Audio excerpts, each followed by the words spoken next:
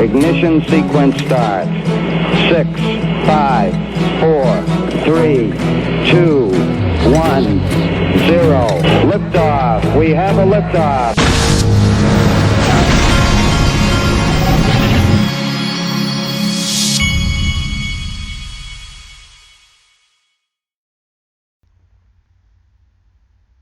Hey everybody, this is the Digital Asset Investor, and today I wanted to start by showing you this particular tweet, and I want to make a point because I had dinner the other night with someone who is currently a financial planner, and I want to explain to you the conversation I had, and I want to explain to you how this conversation evolved from him looking at me like I'm telling him about a scam to him looking at me like, ooh, I get it. The switch went off in his head. And the conversation literally went from him completely, you could just see the look on his face like he thought I was just full of it. And it switched. And I want to show you how that relates to your being here, my being here, and why we are so right. And as we go forward, why this is going to be so interesting. But first, the reason I wanted to start with this tweet is because I want you to understand up front. This is what is talked about mostly. If you're in the XRP community and you're in digital assets, we talk all the time about how if a digital asset does not have utility, then it will probably eventually go to zero. But we talk about the price going up in terms of utility. That's talked about all of the time. Okay. Now, and that's what this tweet right here is about. And that's correct. And Brad Garlinghouse himself in this, I'll show you here in a second. Brad Garlinghouse himself says, yes, the value, if it doesn't have a use case, it's not going to go up. But what's not talked about as often is that the fact that once it's decided, and there's not going to be just one, there's going to be several digital assets that have utility. The part that's not really focused on as much that I'm going to talk about today in the beginning of this video is that once it's realized, the ones that do have utility, the speculation and investment when it comes to those is going to go through the roof. And I want to show you how that factors in this, because those of you that don't know, I was a financial advisor for Morgan Stanley back in the day. Okay. And so I want to go over, and there's a lot of young people, a lot of newer people who listen to this channel, and I'm going to really round this out for you and let you see what you're a part of. But first, I want to focus on this. Let's get this point across first. This is from Hodl Style. XRP's value lies in its utility as the best asset for payments, not one specific event or rumor.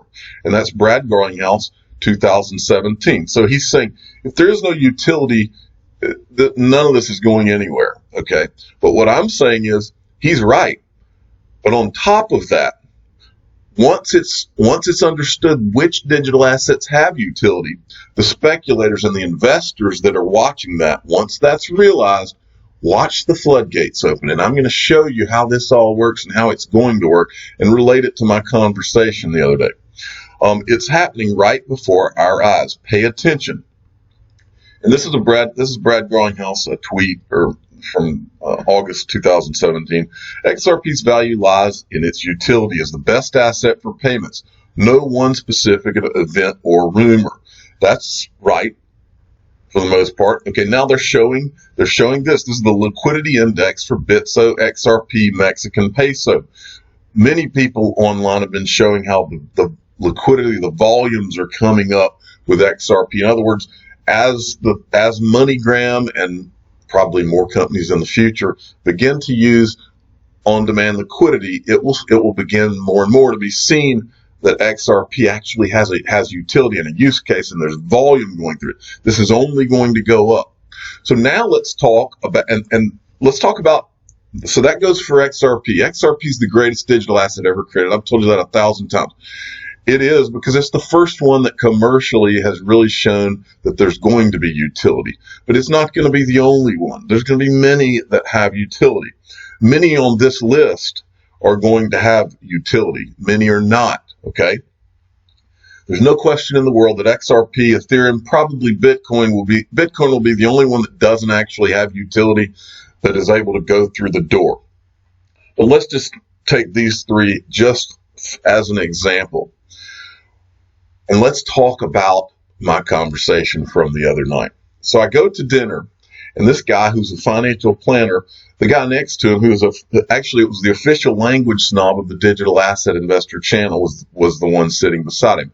The official language snob, who has been investing in digital assets since 2013 with me, he told the guy, he said, ask the digital asset investor about, he told me to tell this financial planner about digital assets and what I do. So I was telling him about it, okay? And all of this is against the backdrop of this market that's only at $190 billion, okay?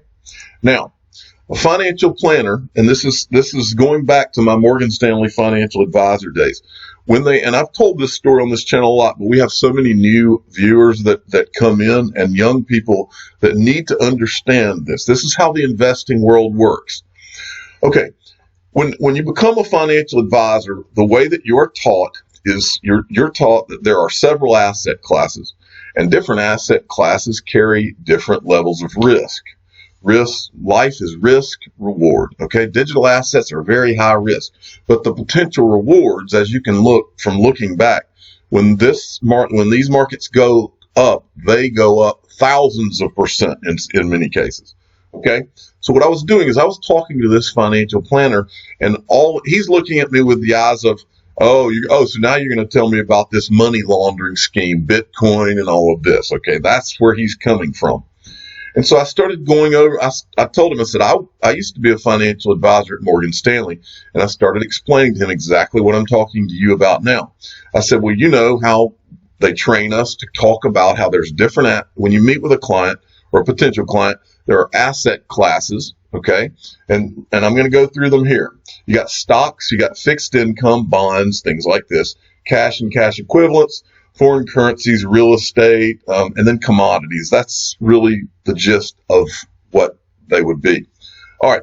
And among these asset classes, the last one that was created would be probably fixed income, which is bonds, which is debt, created by the Bank of England in about 1696 or something like that, as I recall. So I'm explaining to this financial planner, so think about this for a minute. You've got these digital assets, and you've been told that it's all a fraud. Well, I can show you that it's here to stay. There are central banks that are creating their own digital currencies right now. So once you accept that there is going to be this new asset class, now remember, this guy's looking at me, and his eyes are literally clouded over. He's not buying any of this until I get to this one part, and this is the most important part for financial advisors. This is what they care about, okay? And they care about getting paid, which is the most important thing, which I've said a lot, that once they figure out how to get paid, they'll be selling it.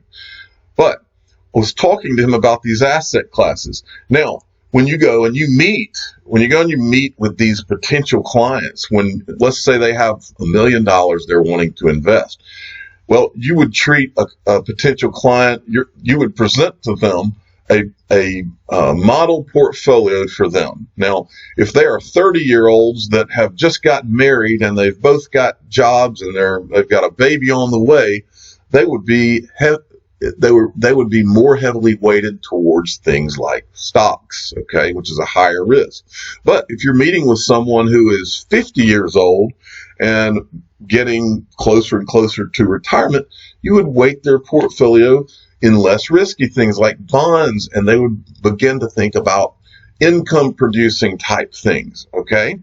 Now, assets and asset classes there's a thing that is called correlation, and the reason that you're spreading your clients' money across different asset classes is because the different asset classes are what's called non-correlated.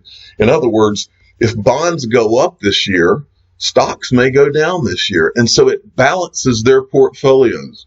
Well, when you balance these portfolios and what they're trying to achieve, what a financial advisor is trying to achieve with your assets over time, is they're trying to achieve an overall X% return over time, or on the average. They want to, and it could be, 5 to 6, maybe if you're lucky, 8. But over time, they want to achieve those kind of returns.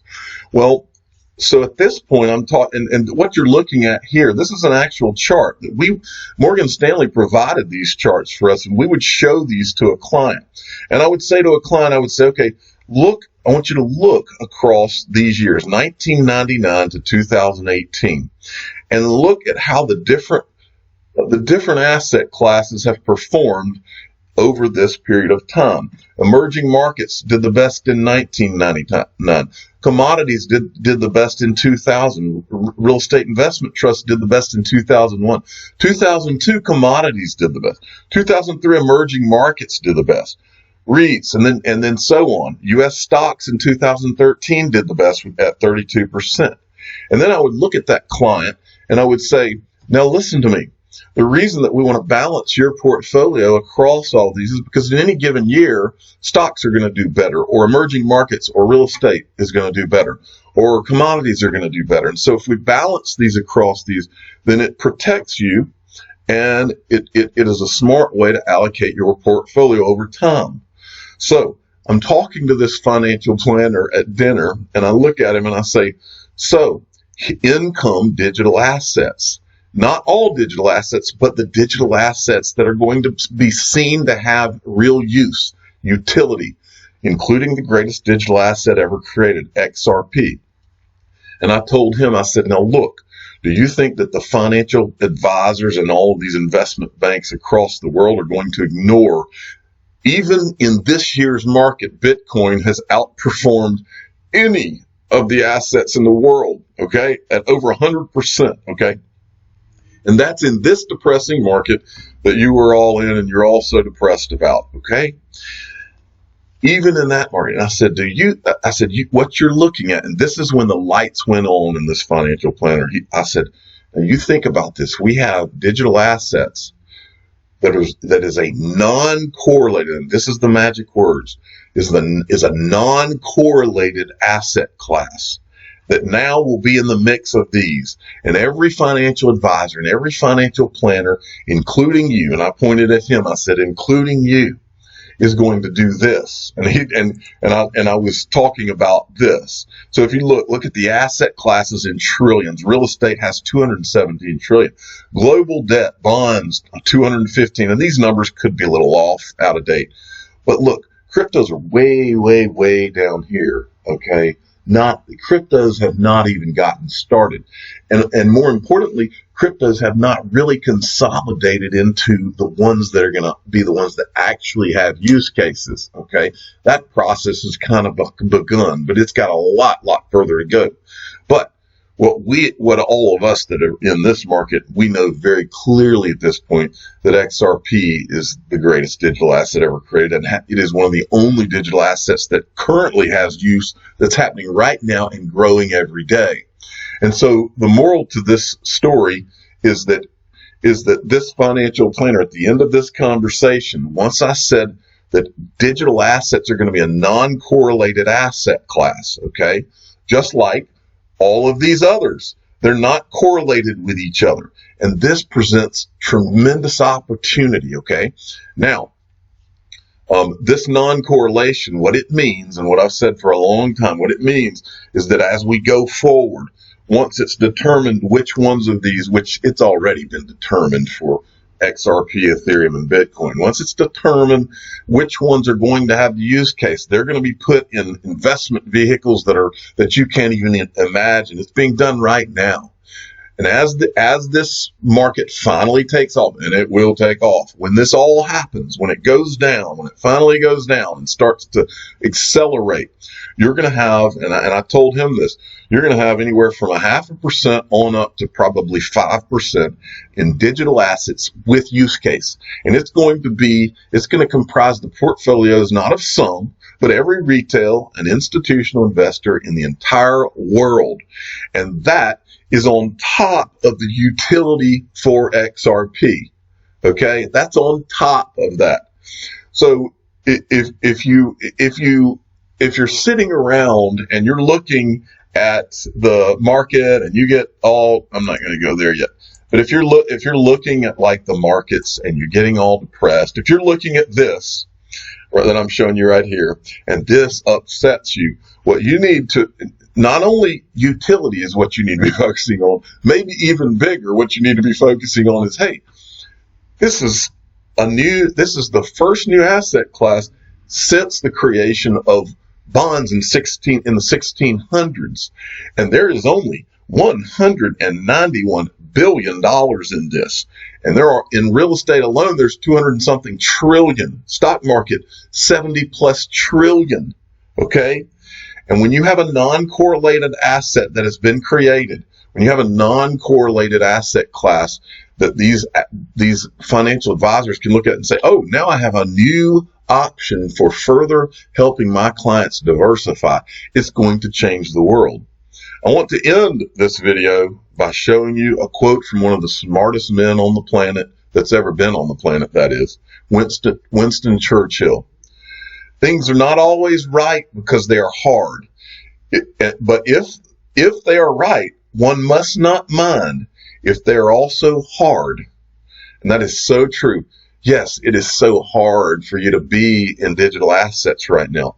What you need to do is look at this as the opportunity. If you can't stomach the buying the dips anymore, don't. Hold it, put yours on a Ledger Nano S, which you can find in the description of every video I've ever done. Hold it and just keep learning more about digital assets so that you're aware of the opportunities that are cropping up.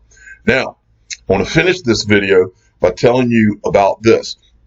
Our Patreon group is performing remarkably for several reasons. Recently, we began to take all the videos that myself, Mr. B, and Brad Combs do, that you can watch. I do 2 videos every day for free that you can watch on YouTube. They have ads. If you want to watch them without ads, you can watch them in our Patreon group, which has done terrific. I mean, it's really unbelievable. We're crossing over 400 patrons right about now, and we'll be to 500 in no time. So if you haven't gotten in until we get to 500, you can get in for $3.99. Then it becomes $4.99 a month from then on. But it is like unbelievable how fantastic it has gone so far, and it's only going to get better. And I want to tell you all, here's what we're about to do in the Patreon group. My friend, the official language snob of the Digital Asset Investor channel, this is the first he wanted to be in live stream. We're going to do people like that, but we're also going to do high profile CEOs and different people like that. But he wanted to do it first because he's got a story to tell. In 2013, the official language snob of the Digital Asset Investor channel invested $50,000 into cryptocurrencies. And he wants to come on and he's going to tell that story with Brad Combs and Mr. B and myself in the Patreon group. And he's going to do it live. And he wants to tell everybody what happened to him. And the story is unbelievable what happened to him. And you will be amazed. Imagine what it looked like. And he's going to tell you, he's going to run some numbers in front of you too.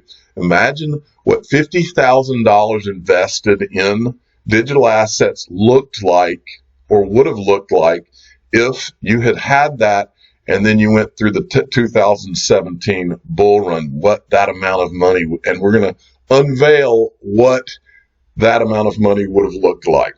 I'm the digital asset investor. I'm not an investment advisor. This is for entertainment purposes only. Please subscribe and hit the like button and tell your friends and family. Things are not always right because they are hard. But if they are right, one must not mind if they are also hard. And that's from Winston Churchill, one of the greatest leaders in the history of the world. Thank you for listening.